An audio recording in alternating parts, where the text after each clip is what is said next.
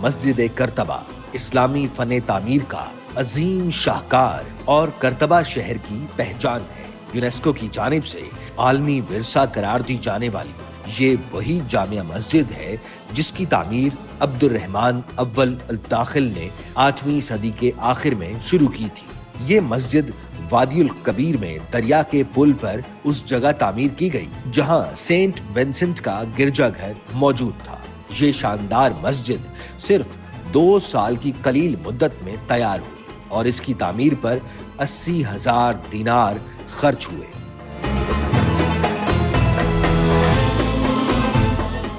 اس کے بعد 10ویں صدی تک ہر آنے والے مسلم حکمران نے مسجد کی تزئین و آرائش اور توسیع میں اپنا حصہ ڈالا۔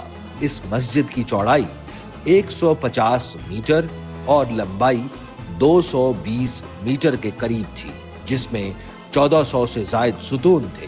مسجد کی چھت 30 فٹ کی بلندی پر تعمیر کی گئی تھی، جس سے ہوا اور روشنی کا بہتر نکاس ممکن ہوا۔ چھت کو سہارا دینے کے لیے کئی ستون تعمیر کیے گئے۔ ان ستونوں کی کثرت سے مسجد میں خود بخود راستے بن گئے۔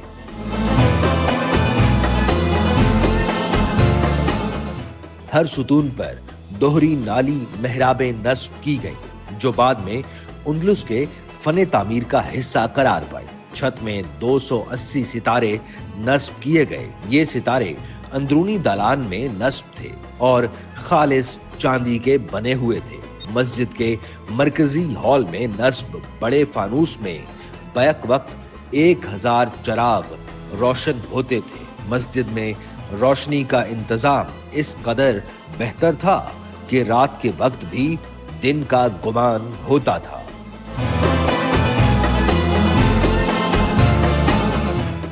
مسجد کرتبہ میں نصب ستون زیادہ تر شیلیا، اربونا اور کرتاجنا سے منگوائے گئے تھے، لیکن تعداد کم ہونے کی وجہ سے امیر عبد الرحمن اول الداخل نے بعد میں اندلسی سنگ مرمر ترشوا کر ایسے ستون تیار کروائے جنہیں سونے اور جواہرات سے مزین کیا گیا۔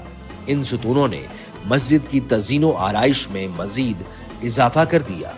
یہ سارا کام نہایت نفاست اور ماہرانہ فنکاری کے ساتھ انجام دیا گیا۔ ابتدا میں مسجد میں 9 دروازے نصب کیے گئے تھے، بعد میں ان کی تعداد 21 تک جا پہنچی۔ ان میں سے 3 دروازے شمال اور 9 دروازے مشرق اور مغرب کی جانب تھے۔ مشرق اور مغرب کی جانب نصب دروازوں میں صرف ایک دروازہ خواتین کے لیے مختص تھا۔ مسجد کے تمام در و دیوار اور فرش کو خوبصورت پتھروں سے مزین کیا گیا تھا، جبکہ چھت نقش و نگار اور مختلف چوڑی پٹیوں سے آراستہ تھی۔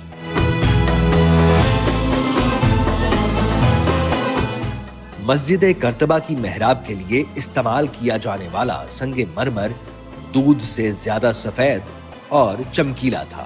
مسجد کا ممبر خوشبودار قیمتی لکڑی کے 36,000 ٹکڑوں سے بنایا گیا تھا، جنہیں جوڑنے کے لیے سونے اور چاندی کی کیلیں استعمال ہوئی، جبکہ مسجد کی دیواروں اور چھت پر خصوصی خطاطی سے مزین قرآن مجید کی آیات مبارکہ کندہ کی گئی۔ 1236 میں اندلس میں مسلم حکومت کے خاتمے کے بعد دوسری مساجد کی طرح مسجد کرتبہ بھی عیسائی راہبوں کے تسلط میں آ گئی۔ 10 سال بعد 1246 میں اسے گرجا گھر میں تبدیل کر دیا گیا۔ 15ویں صدی میں مسجد کے وسط میں ایک کیتھولک گرجا قائم کر دیا گیا جہاں عیسائیوں کو عبادت کی اجازت ہے، لیکن مسلمانوں کے لیے مسجد میں اذان دینے اور نماز کی ادائیگی پر آج بھی پابندی عائد ہے۔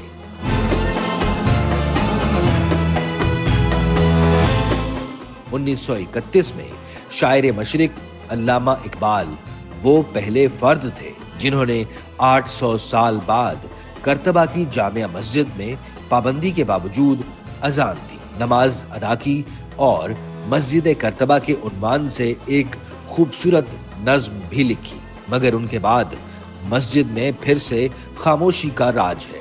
دسمبر 2006 میں स्पेन के मुसलमानों ने पॉप बेनेडिक्ट से अपील की कि उन्हें मस्जिद कर्तबा में इबादत करने की इजाजत दी जाए, मगर उनकी दरखास्त मुस्तरद कर दी गई।